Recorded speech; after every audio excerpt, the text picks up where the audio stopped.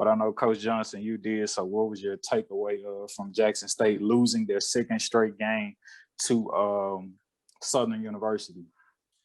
My take is I wasn't surprised. I didn't watch the game live. I had to go back and rewatch it. I think I was doing some work at the time, but my dad, who is a graduate of Southern University, he's a Southern Jaguar, so he was gloating. He texted me the score at the end, all that stuff. But yeah, I wasn't surprised at the score because, like we talked before, I don't think that Jackson State has the talent on their team right now that even matches up with the rest of the SWAC, at least from what I've seen from other schools, or at least the teams that are winning right now. But I still think that they, could be a formidable team this year. But I think they're going to have issues because I don't think they have talent across the board like other schools do. Southern was a lot bigger than them.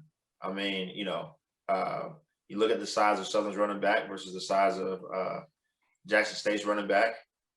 They both pretty much had about the same speed, but it looked like Southern's running back would have eaten Jackson State's running back for lunch, probably as a snack. So that's just there. Other than that, though, I know I've been very critical of Jalen Johnson, the quarterback at Jackson State.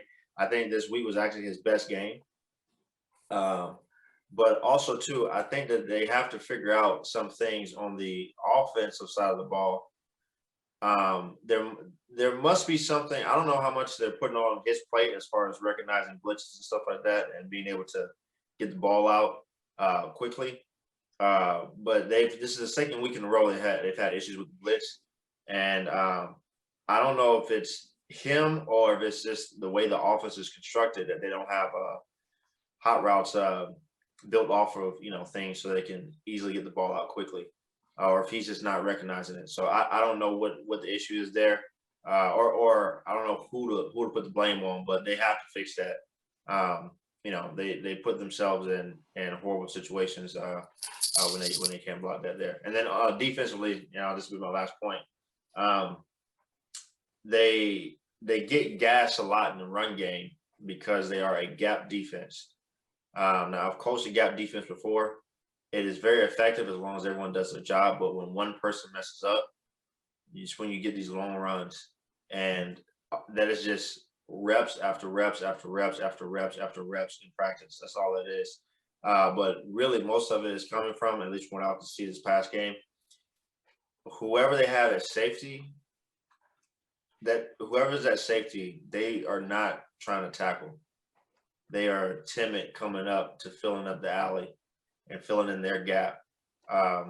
And that is leaving a wide open gap for these long runs to happen. So is it time to push the panic button? It depends on what your expectations were for Jackson State. If you were expecting them to go to, FCS National Championship, then yeah, push the panic button. But if you recognize that, hey, there's a reason why there's a new coach there. The program hasn't been doing great. It's going to take time for the thing to come together. I think they'll be fine.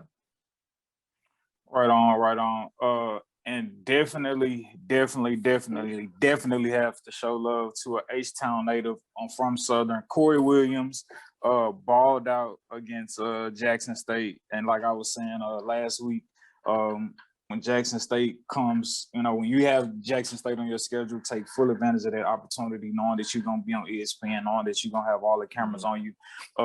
Corey Williams, he definitely did that. Redshirt freshman, went to Episcopal High School, again from H-Town, Houston, Texas. Yeah, I would, for everyone watching HBCU football, I would look out for him coming up. He's a redshirt freshman. So, he's probably only either 18 or 19 right now. Yeah.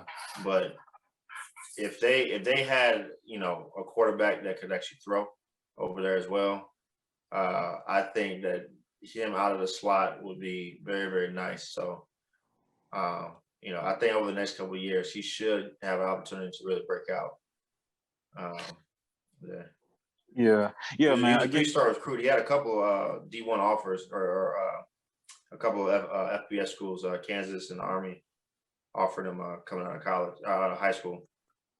He oh, decided to okay. go to Southern. That boy chose HBCU, man. Respect, respect. Again, Corey Williams, wide receiver, redshirt freshman for Southern University. Against Jackson State, he had 3 receptions for 49 yards and 1 touchdown. Had 1 rushing attempt for 11 yards, man. Triple salute to you, man. H-Time repping.